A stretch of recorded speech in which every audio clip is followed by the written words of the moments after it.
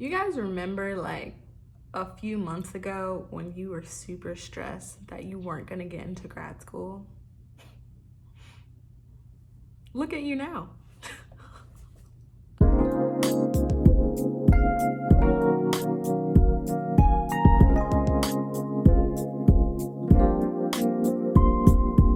Hello beautiful people, welcome back to my channel. I'm Jasmine if you didn't know, and today I'm going to talk to you guys about what you should be doing after you get your acceptance letter to grad school. So jumping right in, first, I know you're super excited, as you should be because you worked super hard to get here. However, make sure you read the full email because there's probably some very important information and some instructions inside your letter of congratulations. So for example, they might be telling you about some paperwork that you need to send now that you're accepted.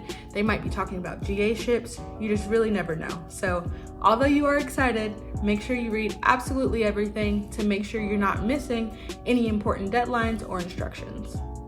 Next, now that you know you're going to grad school, which I knew that before you were even accepted, but now that you know it's on paper, you have to make sure that you have a way to pay for it. So once again, I have scholarship videos, I have other payment videos for grad school. Check those out if you're unsure on how you're gonna pay for grad school.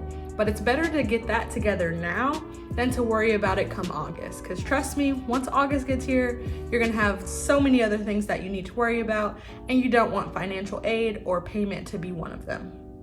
Third, I would say figure out a place where you're gonna stay. If you're staying close by and somewhere that you already live, that's probably less stressful. But for someone like me, I was moving to an entire different state, somewhere I've never been, so I had to make sure that I knew exactly where I was gonna live and how far it was from campus and all of those fine details. So if you're looking for somewhere to live, especially if it's a big school, I would say start a little bit earlier because you don't want any housing to run out, even if it's off campus. The fourth one kind of goes right along with finding payment and finding housing.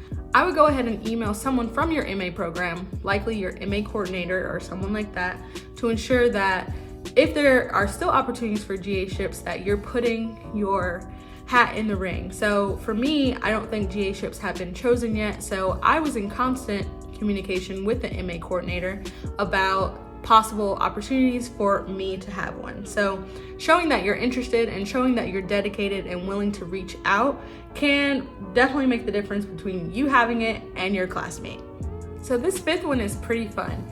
You are gonna wanna go ahead and find your cohort because they are out there and these are gonna be the people you're spending a good amount of time with for the next 2 years. So my cohort, I was lucky someone from IU that went there for undergrad that was also in my master's program, Amy, I think. Thanks for making that.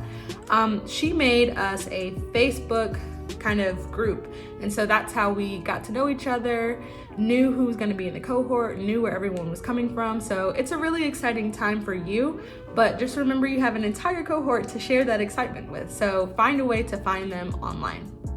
Okay, so number 6 is really important. And if your volume wasn't turned up before, make sure it's turned up now. Please take the time to write a letter of thank you to all of the people who helped you get to grad school because you know you didn't get here by yourself. So make sure that the people who did help you know that you're thankful.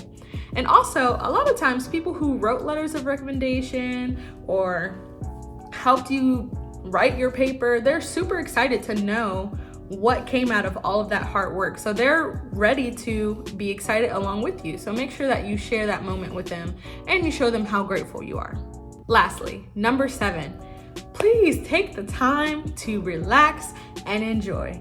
You worked super hard to get into grad school, and trust me, you will have plenty of work and time to stress once you get there. So from the time you get that acceptance to August, January, whenever you're starting grad school, take some time to relax because you are gonna have so much work once you get to grad school. I cannot stress that enough. My summer between undergrad and grad school, I did have a job, but other than that, I was relaxing, reading books, catching up on shows I never got to watch, anything that I could think of that I could just do to relax and enjoy, I was doing it. So make sure you take some time to do that for yourself because you definitely deserve it and you're definitely gonna need it. If you guys have any questions or you want to add to this list, feel free to do so down in the comments. Don't forget to like this video and subscribe. And until next time, peace.